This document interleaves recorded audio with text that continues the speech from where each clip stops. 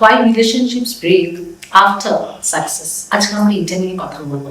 দুটো মানুষ একসাথে স্ট্রাগল করে সাকসেস আসা শুরু করলো, আর সাডেনলি রিলেশনশিপটা ব্রেক হয়ে যায়। কেন? ফার্স্ট কি জানেন?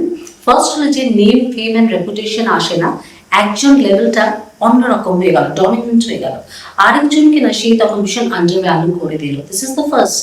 সেকেন্ড থিং কি হয়, যখন new opportunities, new circles, new লোকজন, নতুন বন্ধু, এই সবগুলো যখন এসে যায় লাইফে না, তখন আলাদা ওয়ান সে হয়তো চাইছে না যে রিলেশনশিপটা এক্সিস্ট করছে টু কন্টিনিউ উইথ দিস।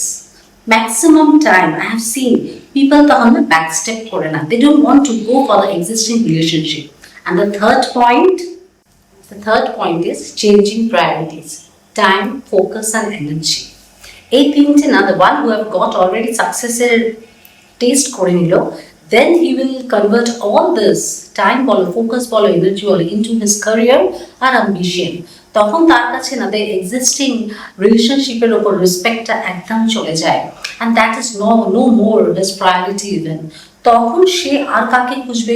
তখন তার মনে হয় I need a partner like me in my status and my standard, and the one who have sacrificed, যে কেউ হতে পারে, the one who have sacrificed, given his or her time, energy মানুষটাকে দান করানোর জন্য, বা তার স্ট্রাগল ডেজে ছিল, তখন তাকে না পিপল একটা সাইড করে দেয়।